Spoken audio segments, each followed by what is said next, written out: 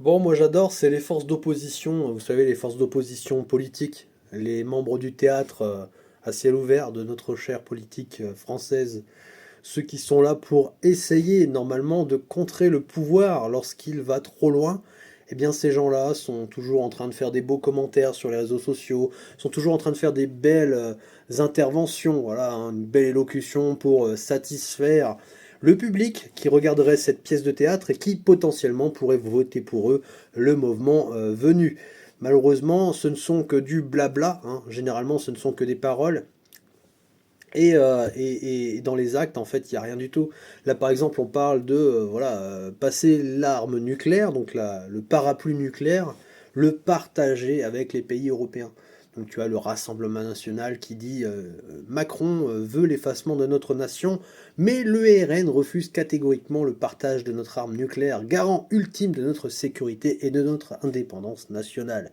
Et effectivement, le parapluie nucléaire, c'est la sécurité, c'est entre guillemets la garantie qu'une puissance autre ne va pas nous envahir comme ça sans se poser de véritables questions sur sa survie. Parce que quand tu as deux titans qui sont armés d'armes nucléaires qui s'affrontent, eh bien si on a un des deux qui veut faire usage du feu nucléaire, bah faut s'attendre à ce que tes populations soient vitrifiées sur le champ et que bah il y ait pas de gagnant ou il y ait pas de, enfin que tout le monde soit perdant en fait.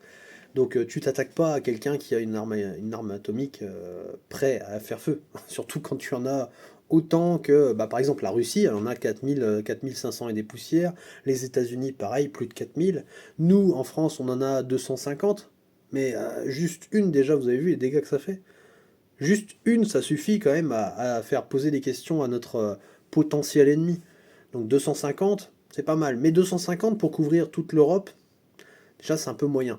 Mais surtout, partager la dissuasion nucléaire, ça veut dire que tu partages la décision de l'utiliser avec potentiellement 27 pays. Et surtout, comme on l'a toujours fait avec la Commission européenne, c'est qu'on lui délègue toutes nos compétences. Donc on a donné tout, vraiment toutes les clés de la souveraineté à la Commission européenne, à Ursula von der Leyen. Et aujourd'hui, on s'apprête à donner le dernier bastion de souveraineté qu'il nous reste en France, la dissuasion nucléaire. Ouais, non, mais en fait, c'est logique, hein, puisque de toute façon, ce qu'ils veulent faire, c'est une fédération des pays, des États de l'Europe. Donc ils veulent nous ramener en URSS, mais vraiment l'Union URSS, le EURSS. Hein, c'est ça qu'ils veulent faire en fait. C'est l'union de... Voilà, ils veulent refaire la Russie de l'époque, l'Union soviétique communiste. Bon, on a vu ce que ça a donné, hein. En 90 c'est tombé, bah là ça fera pareil un jour ou l'autre. Mais bon là, ils sont à fond dans leur délire.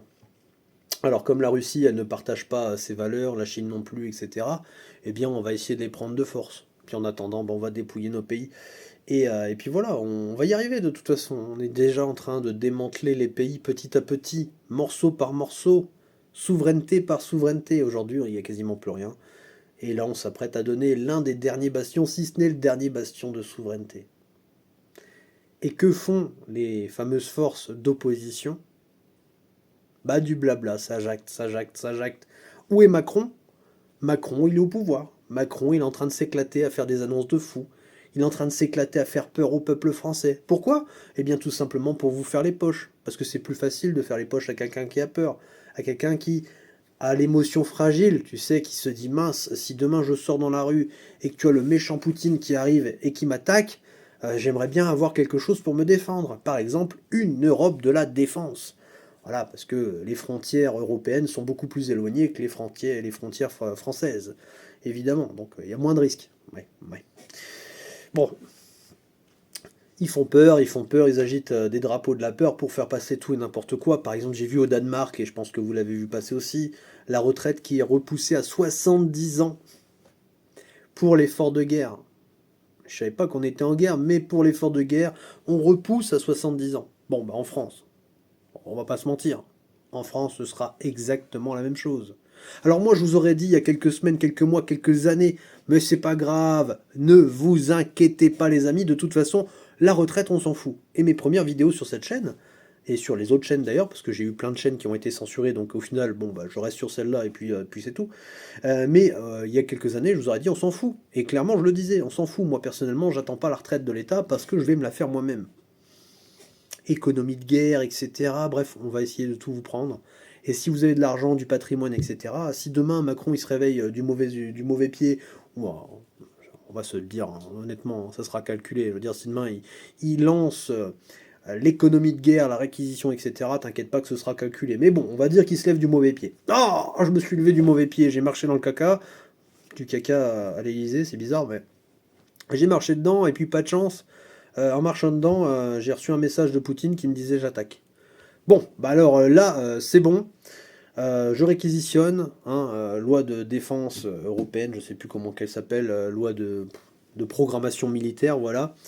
Et puis je lance l'article qui me permet de réquisitionner des biens, des personnes, des entreprises, du patrimoine, tout, tout, tout, tout, tout. Et donc, si tu as des actions sur une banque européenne, eh bien déjà, hop, c'est gelé, comme les avoirs russes, c'est gelé. Et puis on prend les intérêts. Et puis potentiellement, on vous les saisit de force, puisque c'est ça, hein, la loi enfin, l'économie de guerre. Hein. L'économie de guerre, c'est un type d'économie dans laquelle les besoins de la guerre sont satisfaits prioritairement par prélèvement autoritaire. Autoritaire, ils ont l'autorité. C'est eux l'autorité. Donc demain, s'ils veulent, ils débarquent avec les flics chez toi, les CRS, tout ce que tu veux, bref, la Gestapo, ils t'emmènent et puis ils prennent ce qu'ils ont envie de prendre dans la maison. Hein. Si t'as un fusil, bon bah allez hop, ça fera un fusil en moins à payer, tu pars avec ton fusil, ta carabine, et puis si t'as un slip ou deux, hop, tu pars avec, ça fera des slips en moins à payer, et puis on réquisitionne ta femme, tes enfants, et puis ton chien. Voilà, réquisition, livraison obligatoire, impôt, inflation qui arrive derrière. Bon. Et ça, c'est ce qui nous attend, les amis, c'est ce qui nous attend malheureusement. Et c'est le but, hein. C'est le but d'agiter la peur pour venir vous faire les popoches. Et que fait l'opposition? Bah l'opposition, j'ai envie de vous dire, elle s'en balèque un petit peu. Et ça c'est vraiment triste. C'est vraiment triste parce qu'aujourd'hui, sans opposition, sans force d'opposition, eh ben on va pas aller très très loin. Ou allez, on va faire quelques kilomètres.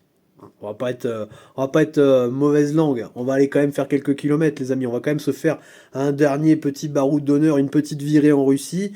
Et puis, quand on aura pris une ou deux, j'allais dire truites. Je sais pas pourquoi il y a une truite qui m'est passée dans l'esprit. Ah oui, je m'en fous. Voilà, je balance tout ce qui passe dans ma tête. Il n'y a plus de montage, il n'y a plus de coupure, il n'y a plus de. Je prépare la vidéo. De toute façon, ça sert plus à rien.